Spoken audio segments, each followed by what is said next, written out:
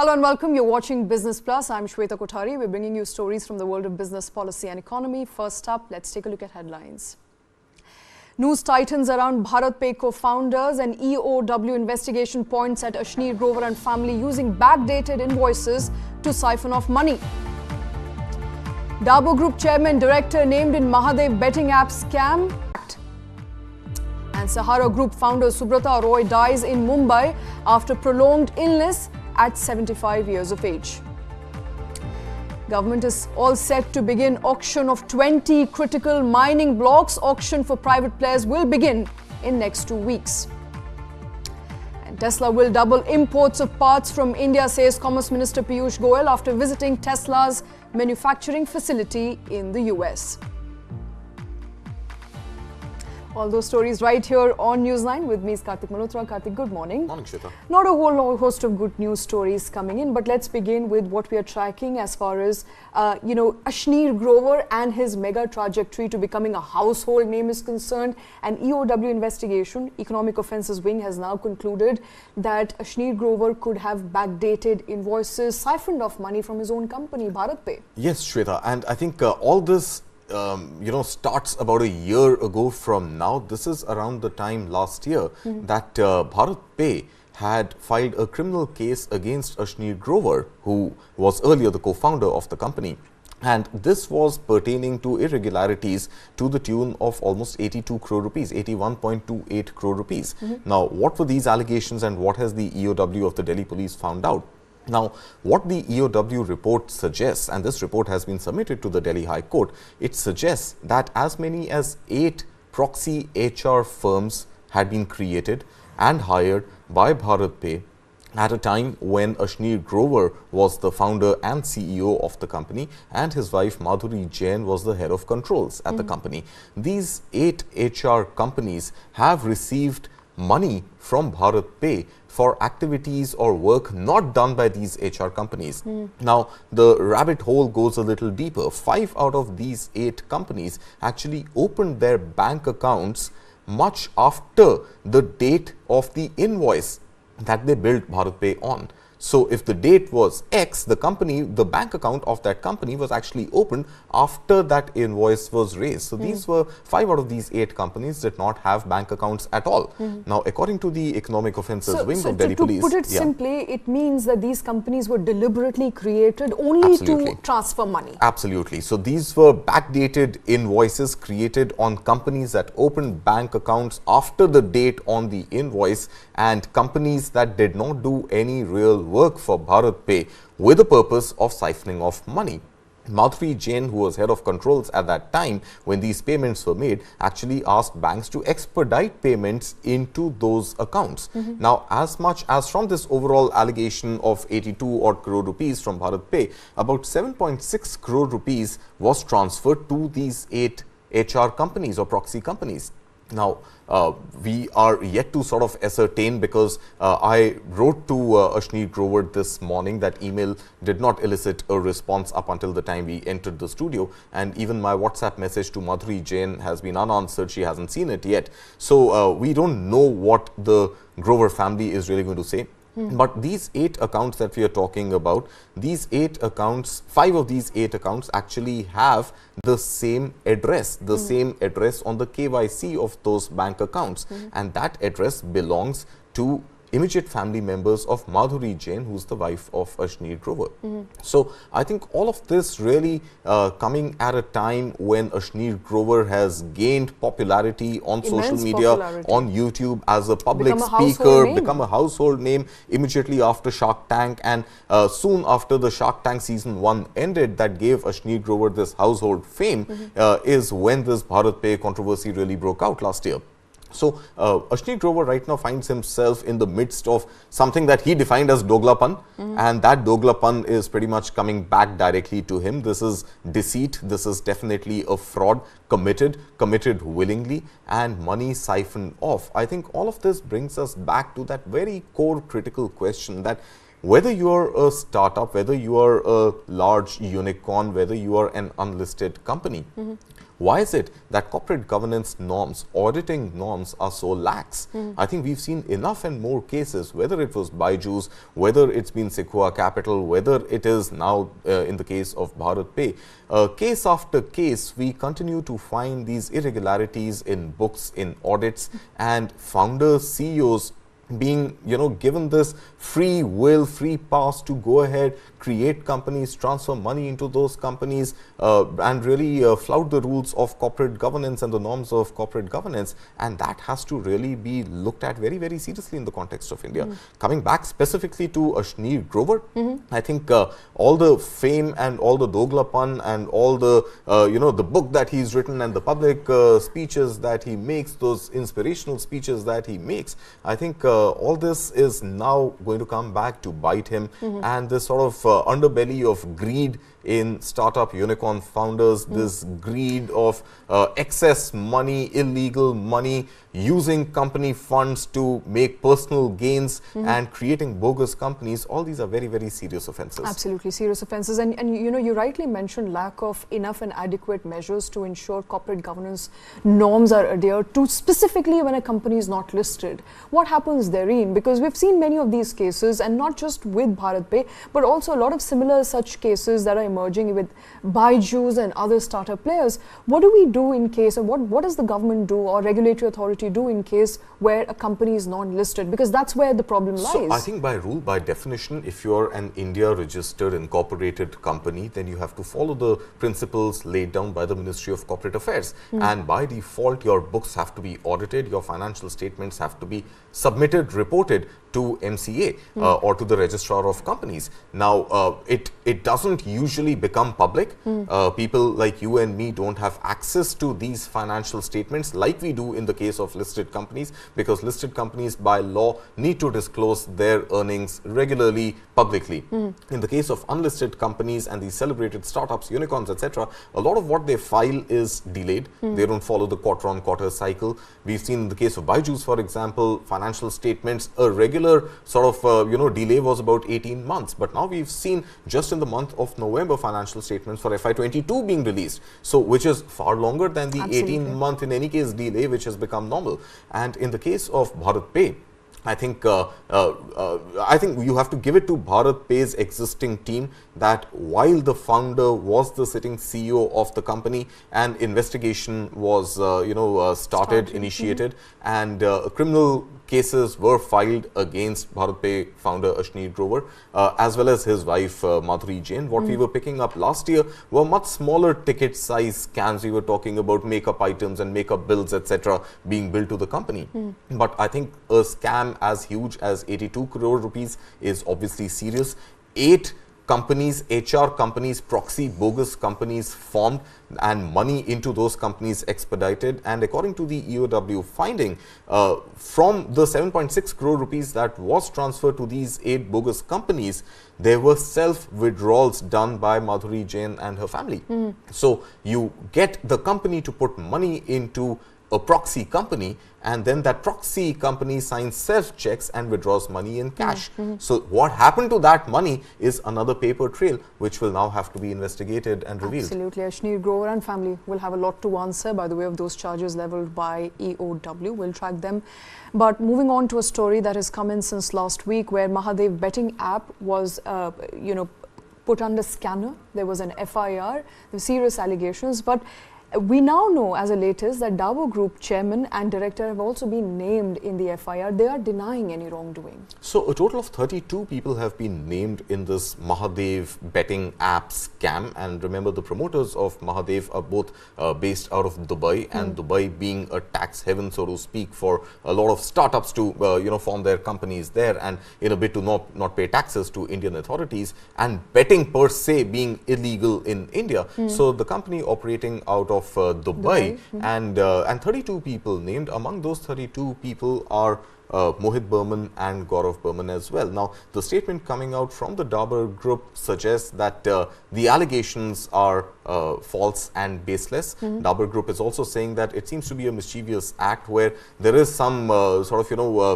play to prevent or block the acquisition that Dabur wants to make of Religare. And last week, if you remember, Dabur had offered Religare a 15% premium over its share price, which was trading at about 275 or something. Dabur went up to about 295 rupees per share in a bid to go ahead and acquire controlling stake of Religare. Dabur saying that this sort of, naming in the FIR is coming at a time to block the acquisition and by tainting the promoters of Dabur Group, and Dabur Group saying that they had nothing to do with the betting app and they had nothing to do with the promoters of Mahadev app. Now, Mahadev app, of course, has also been roiled in controversy around illegal payments made to certain ministers, political parties, and obviously evading tax by virtue of being based in Dubai. And a total of 22 betting apps were banned about 10 days ago by Government of India, one of them being Mahadev. And the scam apparently was as large as about 580 crore rupees or so of payments made to certain political persons. All right, and the charges are very serious, of course. Prevention of Money Laundering Act has been put in place. 22 apps have been banned. But with Dabur Group's now being embroiled in this controversy, I'm looking at the shares of Dabur Group down by about 1.08%. Right, so it was down about 1% or so when the markets opened, maybe down by about 1.08%. So not much of a recovery there, but of course stock prices taking a beating. It is likely to have an impact on Dabur, and the timing of it is interesting, as you pointed out. Religare Group, the acquisition of Religare Group, and now all of this is not going to augur well for Dabur. I mean, see, the stock price has not taken a massive beating, so I think somewhere the statements coming out from Dabur Group yesterday when stock markets were closed and interviews given to publications like Mint or TV channels like CNBC TV 18 this morning suggest that and the timing of it to sort of allay the fears of investors at a time when its name has come up in a scam, in a scandal, and not a spate of good news coming for Dabur. In fact, just a few days ago we were discussing another story where there were lawsuits in US and Canada with certain Dabur products really being linked to cancers of many kinds. So I think Dabur Group trying here very hard to sort of keep a positive news flow or a neutral news flow and not let the stock get impacted negatively. I think part of that seems to have worked in favor of Dabur right now, but any connection to the promoters of Mahadev app or any person related to Mahadev app, related to Dabur Group, all of this may come out and not spell good news for Dabur. Absolutely, and Berman family denying any sort of linkages to Mahadev app, calling it mischievous, and the timing of it a suspect. But shifting focus to a story that has come in since yesterday, Subrata Roy, who was the founder of Sahara Group, has passed away. He's died. My colleague Rakesh Khar, editor, TV9 Mediaverse, is joining us on the show. Rakesh, good to have you here on the show. Thank you for taking time out. Subrata Roy leaves behind a rich legacy, but also a position that is vacant at the moment. What sort of plans do we have for succession? What do we know? Hi, Shweta and Karthik. Very good morning to both of you. It's a sad day for the Sahara family, and I have had the opportunity to work there and work closely with Subrata Roy Sahara. Right now, we're not getting into the right and wrong of his business dealings, where the law enforcement agencies are probing him and his companies. But to answer your specific question about the succession plan, he has two sons who are actually in the business already. But the business itself is in a very topsy-turvy state. So in that sense, reading too much into what exactly happens to the business going forward is obviously difficult. The business has moved from being extremely bullish to being extremely bearish, and there is uncertainty, large amount of uncertainty actually, facing the group as such, which at one point of time was considered one of the most diversified business groups in the country. Talking of Sahara Shri, as he's referred to within the company, and the world also knows him like that. He's a maverick businessman. I'm reminded of a very famous couplet from the movie Pyasa, where we do talk about "Ye murda paraston ki basti hai." So for the day, we will extol his virtues, and there are many of them as I see them. First of all, I think he had great respect for journalists. I am reminded of a very, very tricky situation that I was in. I was the group business editor, and we were doing the Jet Sahara deal, which obviously went through a lot of twists and turns, like all corporate takeover and acquisition deals happen. This was no different. And believe me, not even once did I get a call from the promoters, except the fact that their lawyer was in touch, like the Jet lawyer. So in that sense, I think that amount of freedom coming from a non-traditional media company owner is remarkable. And his own attributes as an individual, we do remember all of us that he have had a very difficult time in between when he was supposed to be seriously ill, he was missing, and there were all kinds of theories about his existence and identity. So when he came back, and the first thing he did, he came to the Sahara campus, and he came in his traditional band baja barat, as we used to call it, and he played a 3 hour long badminton game. Early days in Sahara campus, he'd set up a badminton court to try and tell the world that he's fit and he's mentally strong. So that was his character. I have seen him going through very difficult times, and trying to brave up to the challenge. I was there from 2005 till about 2009. And lastly, I think one very, very important impression that I would carry from him is his deep insight into the Petrol India story. He's someone who was one of the first guys to, one, invest in media, that to language media, and also realize the importance of how, each state is going to play a very, very important role in determining the growth story of India. And his own policies, his commitment to, on the face of it, to the India growth story with that BharatPe IP that he launched and then nourished every year. The way he mushroomed and encouraged and nurtured talent across domains, from the field of entertainment to sports.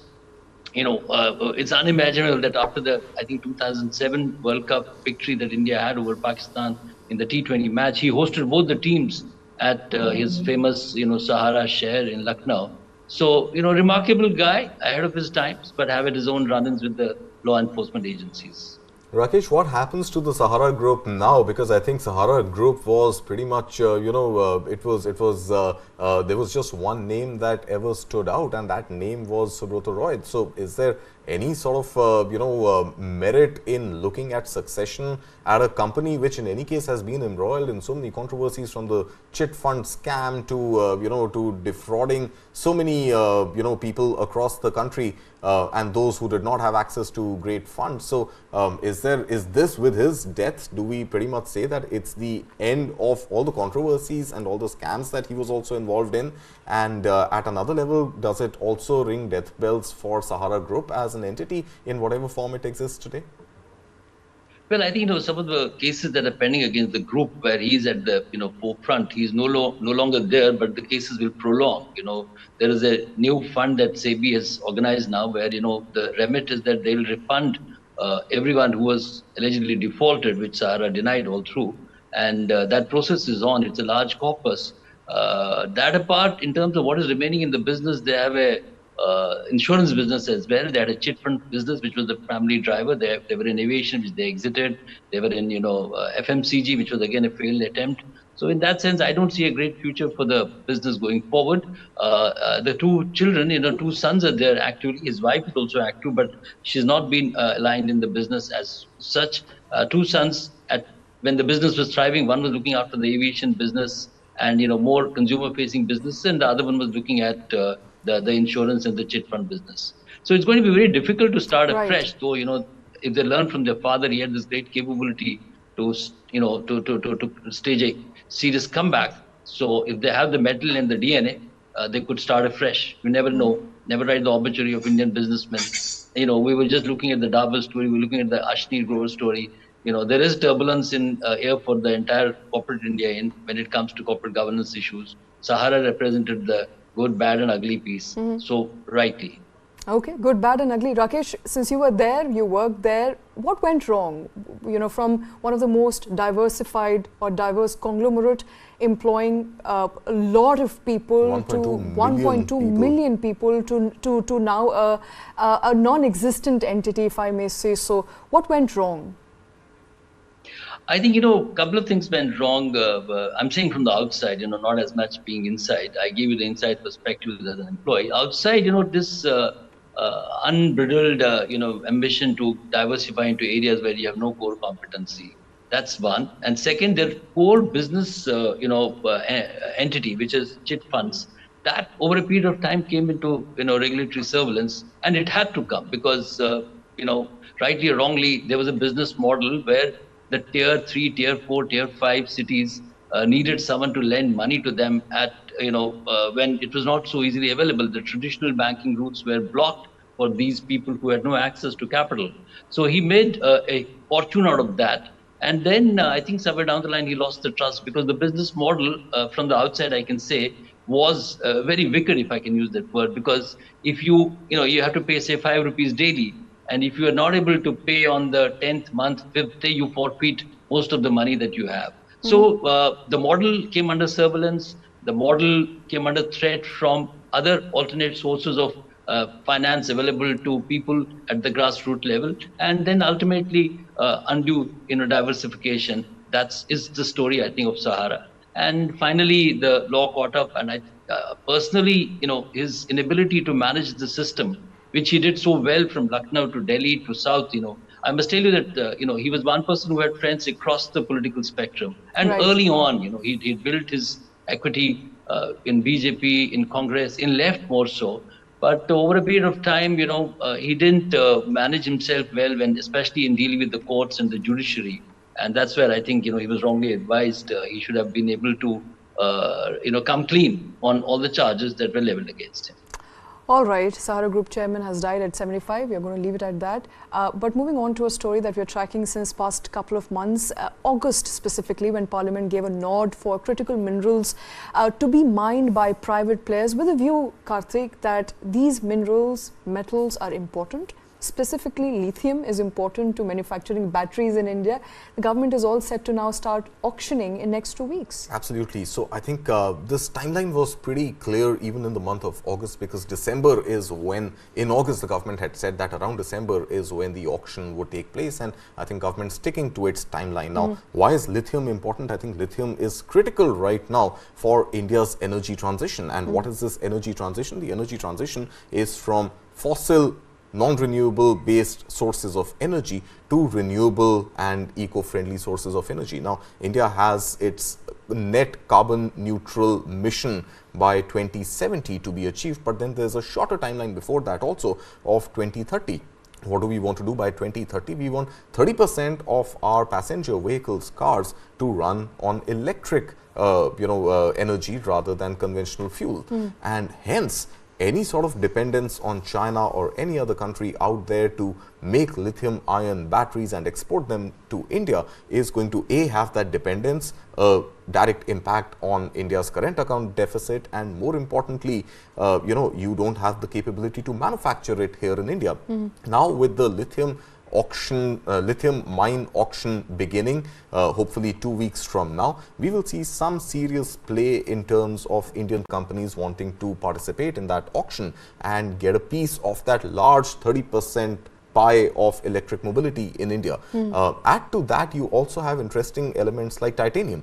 Now, what is titanium being used in? Titanium is being used in the casing of the new iPhone 15, which is being manufactured in India. Who's manufacturing it? A company called Wistron. Who has bought Wistron? A company called Tata Steel. So overall, you see, when you talk about manufacturing in India and you talk about India's both energy transition as well as the manufacturing prowess that we want to really garner now, all these minerals mines are going to be absolutely critical in ensuring that we are very close to the source of supply, the raw material. Now, 20 such minerals likely to go under the hammer auctions to begin. I think what is also absolutely critical here is that the government was also proactive in announcing the royalty. So for lithium, the royalty that the government is going to seek from every lithium block mined is about 3%. And for other minerals, it's going to be about 1% or so. So there is a concession there. So yeah, there's a concession. I think it's in line with how, rare earth minerals are, the kind of royalty they command globally. So even in the case of lithium, 3 to 4% is the average, and India is taking that 3% route. Now, at one level, it is, of course, India being self-reliant when it comes to its own minerals that go into the manufacturing process. At another level, this is also a source of revenue that opens up for the government for this sort of protected sector, which has just been opened up now in 2023 with the amendment to the Mines Act. All right, and you can see mostly metal pack reacting positively, steel metal pack reacting positively to that news. Nifty metal up at 1.67%. Yeah, no surprise there. I think Hindalco, Tata Steel, JSW Steel, Jindal Steel, all expected. I would have liked to see Vedanta also here. I don't know if he have that stock, and if we can pull it up later. But I think Vedanta also becomes, because of its interest in semiconductors, because of its interest in overall the whole rare earth minerals piece and natural resources being the calling card of Vedanta, I think it would be interesting to see that stock as well. Right. I think Rakesh continues to be with us. Rakesh, it is okay, Rakesh is not with us, but Karthik, this is positive news for about 10 to 12 players, as government has said, who have the capability to mine these metals. There'll also be fears around privatization of rare earth minerals. How will the government allay those fears? No, so I don't think this is privatization. This is an auction where for a certain period of time you get access to mine those blocks and extract whatever wealth you can from those blocks that you get as part of your auction. Right. A part of that revenue goes to Government of India. But this was so far only with the government? It was with the government, but it was in any case a protected sector, and up until maybe December last year or Jan this year, Government of India did not even know that in Jammu and Kashmir and in Ladakh we have these huge reserves of lithium. I think lithium as an element became popular only when we started looking at electric mobility more seriously, and hence there was no point keeping all that wealth buried away, in remote areas. So it's better to open that up. Now, privatization, I mean, at some level, I think we've got to realize that it's not the job of the government to be in the business of business. So the government has been fairly clear, especially this government, the ruling NDA government, has been fairly open to opening up sectors to the private sector and really looking at private sector to participate in nation building. And it's only fair that you don't restrict this mining activity only to the PSUs and have a sort of level playing field, fair play with those who have the resources to come take the risk of exploring vast acres and acres of land in the bid to find small reserves of a rare earth mineral which will go back into production. I think it's only fair, and any fears that blocks are going to get and rare earth is going to get privatized, I don't think there is much to privatized, not much there. At least somebody is going to make the investment to look and discover those minerals. And I think I'll be very interested to know who these contenders are, who these 10 to 12 private individuals are. I think all the names that we saw are definitely going to buy into this auction process. Titanium being, of course, a rich source, graphite being something that we use every day in regular batteries as well, and many other electronic components. In addition to that, lithium, of course, that we've spoken at length about. The entire EV journey of India starts and ends with India being able to produce batteries and India being self-reliant when it comes to electric mobility batteries, for which lithium is absolutely critical. Let's stick to batteries. Let's stick to EV landscape in India. We have been talking about Tesla for a while now. Piyush Goyal was all set to meet Elon Musk in the US. That hasn't happened, but he did visit a Tesla facility, made a whole host of comments. But more importantly, Tesla will double its imports from India in next coming few years, and also talked about it, Tesla's plans for India, the sub 20 lakh Tesla vehicle. All of that is still in the pipeline. I mean, yeah, obviously it all seems to be in the pipeline, and hence, these efforts being made by the Indian government and perhaps a little bit of nudging by Elon Musk or the US government as well in trying to get this deal to happen. This deal has been in talks for many months now, and apparently Mr. Elon Musk was perhaps under the weather or something, because in his tweet, Piyush Goyal said that he missed meeting Elon Musk and wished him a speedy recovery. So, well, let's hope that he recovers from whatever he's suffering with soon enough, and go ahead and make this deal one way or another. Now, I think it's a question of keep pushing for, you give some, you take some, you give some, you take some. So you're at a stage right now where in any case there are some concessions being made for Tesla to enter India, despite Tesla not yet having officially committed to manufacture in India, and these grand plans of a sub 20 or around 20 lakh rupee car being made only for India to be sold in India. And hence, for the first 2 years or so, some sort of a concession when it comes to fully built, completely built units of Tesla cars being exported to India, imported into India. And that sort of import duty concession will also not likely come free for that period of 2 years. And hence some sort of an arm twisting or pressure tactics on Elon Musk that double the size of imports of components from India that go into Tesla cars in any case, wherever you manufacture them, China or elsewhere. So I think the government trying to push that take this up from about $1 billion odd to maybe $2 billion within a year, $2 billion to $4 billion within the first 2 years of your operation, and thereby we may offer that 15% import duty as opposed to 70% or 100% as the case may be, depending on the value of the Tesla. We're going to sweeten the deal for you. Sweeten and also take some from you. So we are looking at sweetening it. We will walk 2 steps. You also walk another $1 million worth of imports, and hence, trying to find that balance that this deal is not frowned upon. This deal is not seen as favoring a particular brand or a particular person or a particular country, to come and challenge and compete with India's already very, very robust auto manufacturing, ecosystem, and then making a case that, we are doing it for a reason, and that reason is that even Elon Musk is doubling down on India. He will make commitments to make in India, but until then, he is going to import more components from India, overall add to India's growth, and whatever offset of import duty may be sort of, offset by the components being brought in from India for Tesla. It's going to be win-win for both Tesla and India. Yeah, that I is think what that the is what government both parties are trying to arrive at. That is what the government is proposing at the moment. Going to be a win-win for both Tesla as well as India. But interesting visuals there coming in from the US, where Commerce Minister has visited the Tesla facility and raved about India's presence in manufacturing and engineering as far as that facility in Vermont is concerned. But we're going to end it at that. Thank you very much for watching.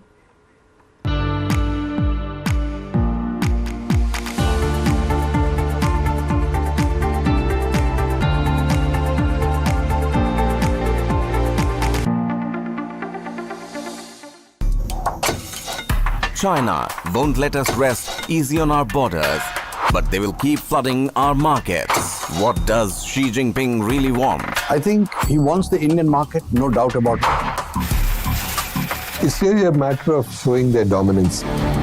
India's great Chinese conundrum. Nobody can contain it. Not the United States, not China.